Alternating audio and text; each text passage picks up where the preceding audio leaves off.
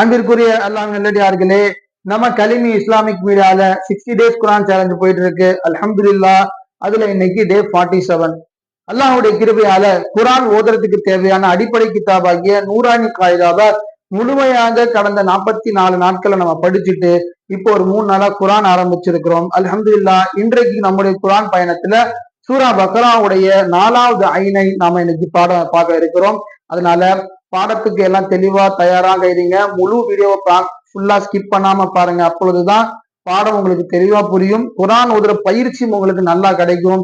இன்ஷா அல்லாஹ். எஞ்சி இருக்கக்கூடிய இந்த 60 நாட்கள் இருக்கக்கூடிய எல்லா நாட்களிலையுமே நம்ம இந்த முதல் ஜுசு ஃபுல்லா எப்படி நம்ம ஓதுறோம் அப்படின்றதுக்கான பிராக்டிஸை கொடுப்போம். எல்லாம் வல்ல அல்லாஹ் ஜல்ல ஷானஹு தஆலா குரானை சரளமாக ஓதக்கூடிய பாக்கியத்தை உங்கள் அனைவருக்கும் தருவானாக என்று துஆ செய்து இன்றைய பாடத்தை ஆரம்பம் செய்கின்றேன். வாங்க பாடத்துக்குள்ள போலாம். சலவாத் சொல்லுங்க. அஊது பில்லாஹி மினஷ் ஷைத்தானிர் ரஜீம். பிஸ்மில்லாஹிர் ரஹ்மானிர் ரஹீம்.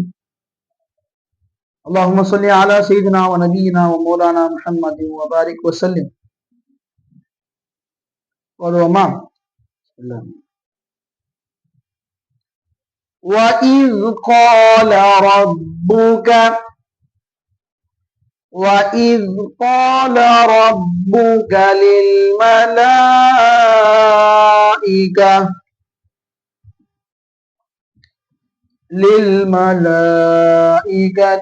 إِنِّي நம்ம நேற்று சொல்லியிருந்தோம், மத்து வந்தா இழுத்து ஓதணும். அதுக்கு அடையாளமா சின்னதா கோடு போடுவோம். எங்க அழுத்தி ஓதணுமோ அங்க புள்ளி வைப்போம்னு சொல்லிட்டு அதை நீங்க அப்படியே ஃபாலோ பண்ணிக்கணும். சரிங்களா? வாங்க மறுபடியும் ஓதுவோம். وَإِذْ قَالَ رَبُّكَ لِلْمَلَائِكَةِ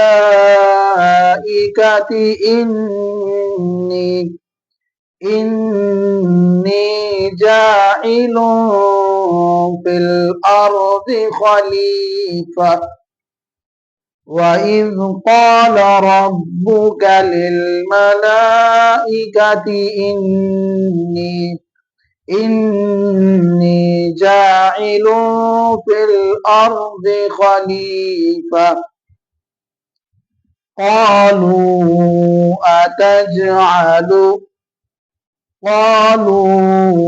أَتَجْعَلُ فِيهَا مَن يُفْسِدُ فِيهَا மை யுப்சிது ஞாபகம் இருக்கா? நம்ம இதுகாம எறும்பலோன் இதுகாம பார்த்தோம். மண் யுப்சிது சொல்லக்கூடாது. இப்போ இந்த யாவல சத்து இருக்கு. அப்போ இந்த யாவையும் நூனையும் இணைச்சு ஓதணும். அப்போ மை அப்படின்ற சவுண்ட் வரும். அப்படி ஓதணும். ஓகேவா? قالوا وتجعل فيها من يفسد فيها ويسفك الدماء من يفسد فيها ويسفك الدماء ونحن نسبح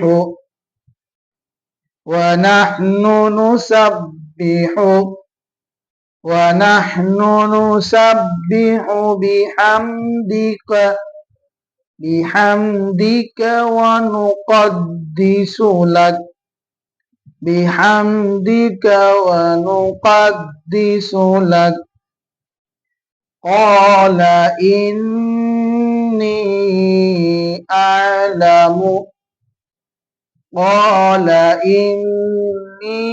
أعلم ما لا تعلمون وعلم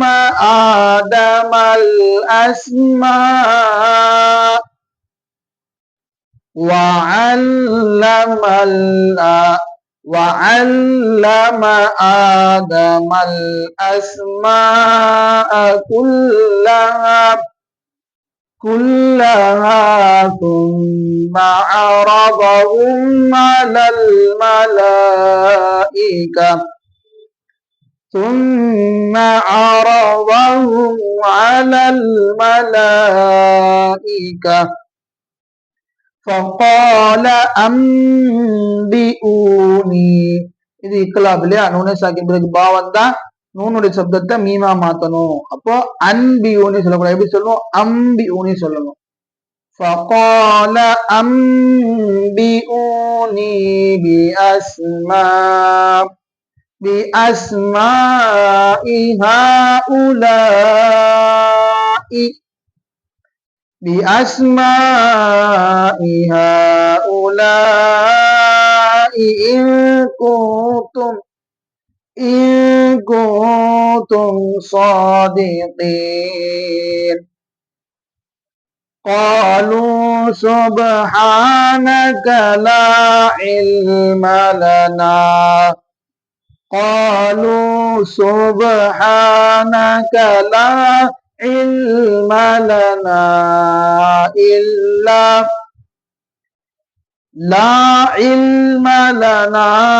إلا ما علمتنا إنك أنت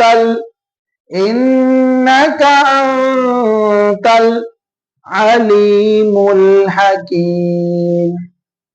إنك أنت العليم الحكيم. قال يا آدم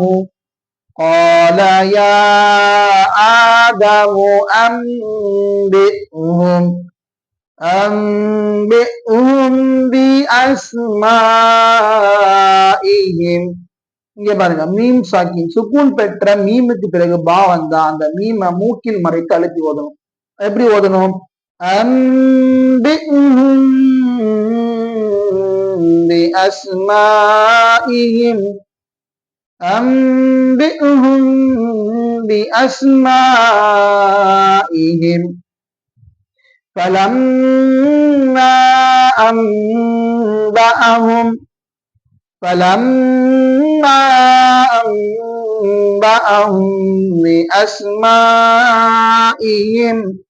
بأسمائهم قال ألم أقل لكم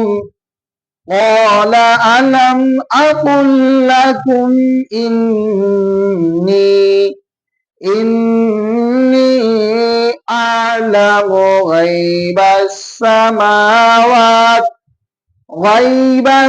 السماوات والأرض وأعلم ما تبدون وما كنتم تكتمون. وأعلم ما تبدون وما كنتم تكتمون. وإذ قلنا للملائكة اسجدوا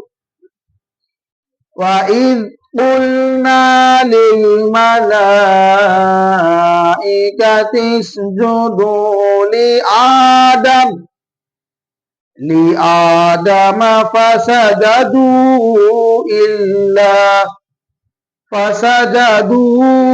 إلا إبليس. இங்க தோன்னா நிப்பாட்டிக்கலாம்.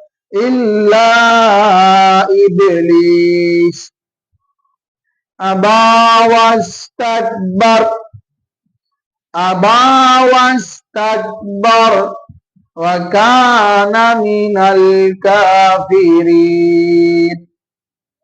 أبى واستكبر وكان من الكافرين. கோல்டு அதிகமா இருக்கு, தப்பா எடுத்துக்க வேண்டாம். அதனாலதான் கொஞ்சம் வாய்ஸ் சரியில்லை. அடுத்து வாங்க.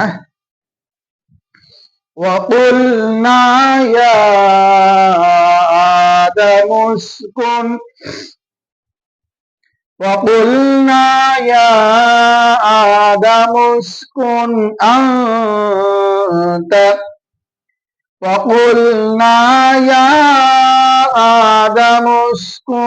أنت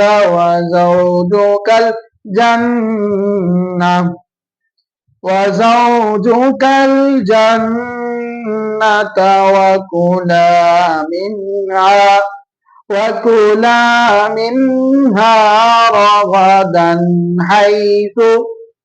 رغدا حيث شئتما وكلا منها رغدا حيث شئتما ولا تقربا هذه الشجرة ولا تقربا هذه الشجرة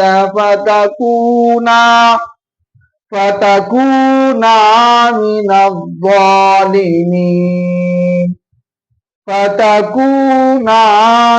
الظالمين فأزلهما الشيطان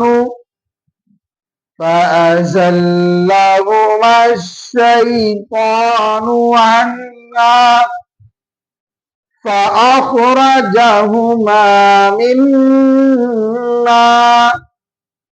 مما كانا فيه فأزلهما الشيطان عنها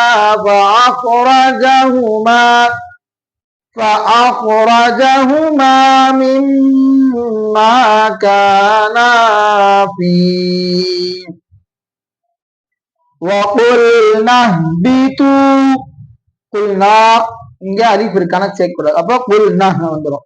وقلنا اهبطوا بعضكم لبعض عدو وقلنا اهبطوا بعضكم لبعض عدو ولكم في الأرض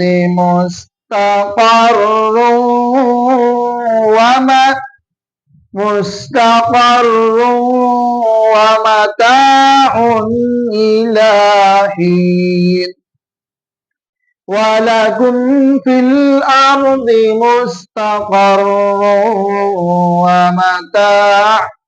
ومتاع إلى حين فتلقى آدم من ربه كلمات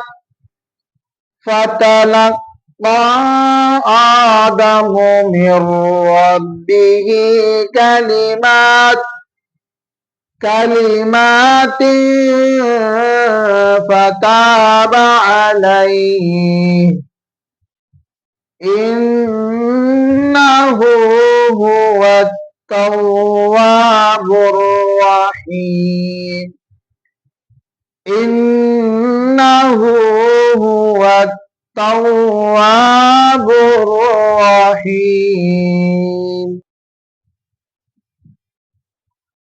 قلنا اهبطوا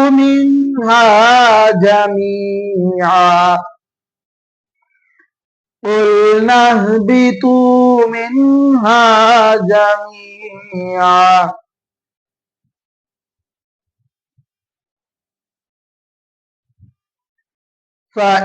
فإما يأتينكم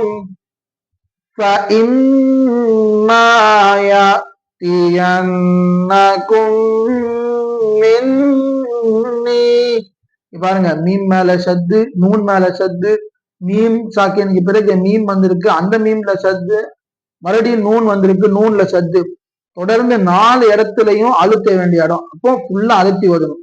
இது கலர் கலரா இருக்குது, நீங்க நோட் பண்ணீங்களா? இதுதான் வந்து தஜ்வீத் குரான். இந்த சட்டங்களை நினைவுபடுத்துற மாதிரி ஒரு கலரை கொடுத்துருவாங்க. அந்த கலருக்கு ஏத்த சட்டத்துடைய பேரை இங்க கொடுத்துருப்பாங்க. அதுக்கு ஒவ்வொரு கலருக்கு ஒரு சட்டம் பேர் கொடுத்துருப்பாங்க. பார்த்தீங்களா? இந்த சிவப்பு கல்கலா, இது கல்புனா அந்த இக்குலாபு, மத்து, அந்த மாதிரி நிறைய கொடுத்துருப்பாங்க. அதை பார்த்து கூட நீங்க சில பயிற்சி எடுத்துக்கலாம். ஒருவேளை இந்த குரான் வச்சிருந்தீங்கன்னா, இல்லைன்னா நான் சொன்ன ட்ரிக் இருக்குல்லையே, அதை யூஸ் பண்ணிக்கோங்க. மத்து வர இருக்க வேண்டிய இடத்துல சின்னதா கோடும், அழுத்தி ஓத வேண்டிய இடத்துல ஒரு புள்ளியும் வச்சுக்கிட்டீங்கன்னா கரெக்டா இருக்கும். நான் ஓதி கொடுக்கும் போதே அப்படியே அதை நோட் பண்ணிக்கணும். சரி, வாங்க ஓதுவோம். فَإِمَّا يَأْتِيَنَّكُم مِّنِّي هُدًى فَمَن تَبِعَ هُدَايَ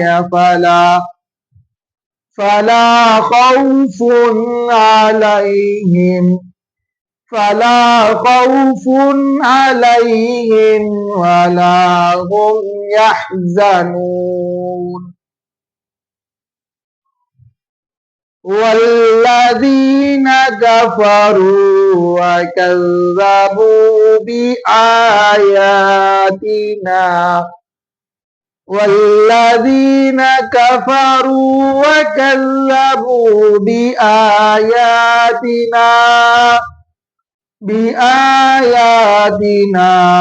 أولئك أصحاب النار هم فيها خالدون أولئك أصحاب النار هم فيها خالدون.